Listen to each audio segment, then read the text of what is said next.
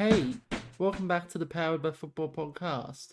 Just a reminder that as I was away this weekend, Matt Mallows covered for me in today's episode, so you'll only hear me in the intro and outro of today's episode. I should also note that as I have some very fancy equipment that I use to record the podcast, Matt's microphone does not sound the clearest. I hope you can manage to deal with that, but otherwise, there's nothing else to really note before we get into the episode. So without further ado, let's get into it. Hello, everyone, and welcome to the Powered by Football podcast. My name is Matthew Mallows, and I will be filling in for Jax Taylor this week while he enjoys some much needed respite. On to the games for the weekend. We had four really good, solid games. In the morning, we had Sydney FC taking on Hills United in both reserves and Premier League. That game in reserves was a top of the table clash, and Sydney FC ended up getting over the top of Hills United 3-2, thanks to a hat-trick from Riley Brown. Meanwhile, the goals from Hills United came from Lachlan Needham, who scored both. It was a very close end-to-end match. Sydney ultimately defended well in the last 5-10 minutes to come away with a much needed victory, which puts them well on top in the race for the title in reserve grade. Meanwhile, in the Premier League, Sydney FC won 3-0 over Hills United. Daniel O'Brien scored a brace for Sydney FC. It was a relatively close game for most of the first half, but an unlucky set-piece goal just before half-time really settled the nerves of Sydney FC, who ended up going on with it in the second half. Played a really nice style of football in the second half, and Hills United really just couldn't get out of their own half. And Sydney FC were much more dominant in the end. Moving on to the two afternoon games, the Western Sydney Wanderers won their reserve grade match against the Newcastle Jets 4-0. Rumef scored a brace for the Wanderers, and all four goals came in the first half from memory. As you know, the Newcastle Jets are a fairly new team, and they're still working on their combinations and how they want to play. I believe in this game, they certainly played a lot better. They were a lot more cohesive defensively, and they even put some pressure on the Wanderers at times and almost could have scored a couple. So I'm looking forward to seeing how the Jets further progress later on in the season.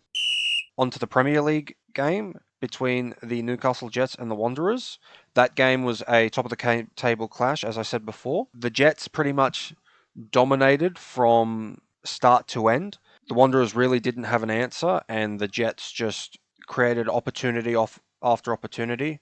They missed a couple of open goals, and the Wanderers defended incredibly well on their goal line with a few amazing off-the-line clearances. They even had a few chances of their own when the Jets goalkeeper was caught out of position. Steve from the Wanderers almost pulled the Newcastle goalkeeper's pants down, which I believe was Ryan Seck at the time.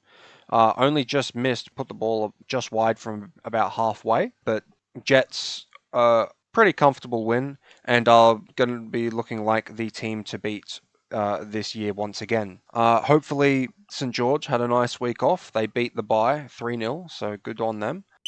Now, on to the current tables, I guess. So, the championship table is looking like this. We have Sydney FC with 3 wins on 9 points. They are first, followed by the Western Sydney Wanderers on 1 win and 2 draws and a loss on 5 points. Hills United on 4 points with a win, a draw, and a loss. Football St George on 4 points with also a win, a draw, and a loss. And the Newcastle Jets yet to get a point with 3 losses. So, apart from Sydney FC, who are clear in front, it's looking like it'll be a fairly close tournament for the moment. So we'll see how that progresses.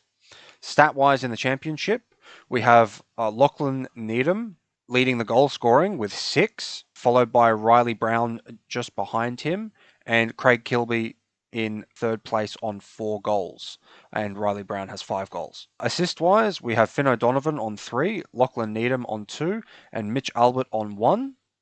And clean sheets, currently first is Cody Town on 2, followed by Jai Matter and Ollie McPhail, both on 1 clean sheet. Moving to the Premiership table now, We have the Newcastle Jets in first place with 3 wins on 9 points, yet to concede a goal this campaign as well. Then we have the Western Sydney Wanderers with a win, 2 draws, and a loss. They are on 5 points. Then we have Sydney FC with a win, a draw, and a loss on 4 points. And Football St George also on 4 points with a win, a draw, and a loss. And then Hills United are last with 3 losses. Moving on to the stats for the Premiership, leading the goal scoring once again is Abdullah Karim on 5, followed by Andy Waite and Jordan Crane, both on 4.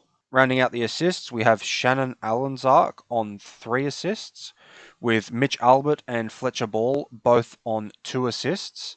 And then clean sheets. Only 2 teams this year currently have clean sheets in the Newcastle Jets, with Ryan Seck having 3 clean sheets. As I said earlier, they have yet to concede a goal this tournament.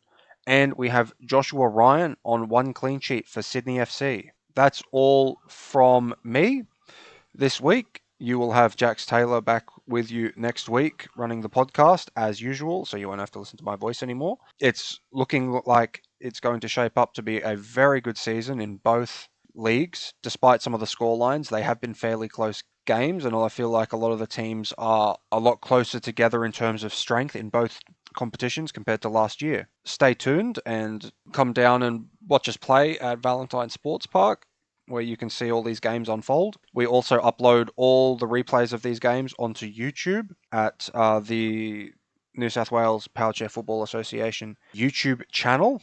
But until next week, have a lovely week, and we'll see you on the next episode of the podcast. You can get involved in Power Chair football here in New South Wales as an athlete, coach, referee, or volunteer by visiting the New South Wales Power Chair Football Association website, linked in the show notes. Our season takes place in Glenwood at the Valentine Sports Park from the 15th of February 2025 to the 12th of July 2025 every Saturday. Contact info@nswpfa.org.au for more information. Just a quick note that the views of this podcast are mine and mine alone. The opinions and thoughts expressed do not necessarily reflect those of the NSWPFA. If you want to get in touch with the podcast, you can follow us at Powered by Football Pod on Instagram, join our Facebook group, Powered by Football Podcast, or follow our Twitter account, Powered by Pod. Thanks for listening.